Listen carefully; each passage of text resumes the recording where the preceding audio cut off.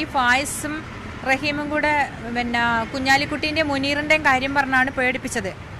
അപ്പോൾ അങ്ങനെ എൻ്റെ മകളെ അവിടെ നിന്ന് ഇറക്കിയത് എന്തിനാ വെച്ചാൽ റഹീമിനെ കൊണ്ട് കല്യാണം കഴിപ്പിക്കണം, റഹീമിന് ഭാര്യയായി സ്വീകരിക്കുകയാണ്, അങ്ങനെ എങ്ങനെയാണ് റഹീം പ്രേമിച്ചുകൊണ്ടിരിക്കുകയാണല്ലോ അന്നേരം മകളാ, ആ ഒരു കാര്യം പറഞ്ഞിട്ടാണ് ഇറക്കുന്നത്. കോഴിക്കോട്ടെ സ്വകാര്യ സ്ഥാപനത്തിലായിരുന്നു പ്രിയങ്കയ്ക്ക് ജോലി. ഇവിടെ നിന്നും ഇവരെ പുറത്താക്കാൻ മാനേജരെ ഭീഷണിപ്പെടുത്തിയത് മന്ത്രിമാരായ PK കുഞ്ഞാലിക്കുട്ടിയുടെയും MK മുനീറിന്റെയും പേര് പറഞ്ഞാണ്. ഫാഷൻ ഷോയുടെ പ്രൊഡ്യൂസർ എന്ന് പറഞ്ഞാണ് ഫയസ് തങ്ങളെ പരിചയപ്പെട്ടത്. തലശ്ശേരി സൗന്ദര്യന്റെ ഒരു വർക്ക് ഉണ്ടായിരുന്നു, ഒരു ഫാഷൻ ഷോ. അപ്പോൾ അന്ന് അതിന്റെ പ്രൊഡ്യൂസർ ഇയാളായിരുന്നു, ഇയാളും വേറൊരാളും. അങ്ങനെയുള്ള പരിചയം എന്നല്ലാണ്ട് എനിക്ക് അയാളായിട്ട് വേറെ യാതൊരു പരിചയമില്ല. വിവാഹം കഴിക്കാനെന്ന് പറഞ്ഞാണ് റഹീം പ്രിയങ്കയുടെ ജോലി കളഞ്ഞത്.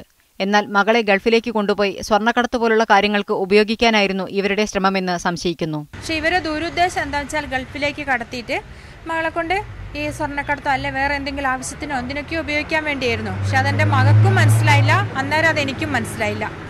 സീരിയൽ സിനിമാ നടിയായ വയനാട് പടിഞ്ഞാറത്തറ സ്വദേശിനി പ്രിയങ്കയെ 2011 നവംബർ 26-നാണ് കോഴിക്കോട്ടെ ഫ്ളാറ്റിൽ മരിച്ച നിലയിൽ കണ്ടെത്തിയത്. മീഡിയ 1 വയനാട്. യഥാർത്ഥ കൊലയാളി ആരാണോ അതിനെ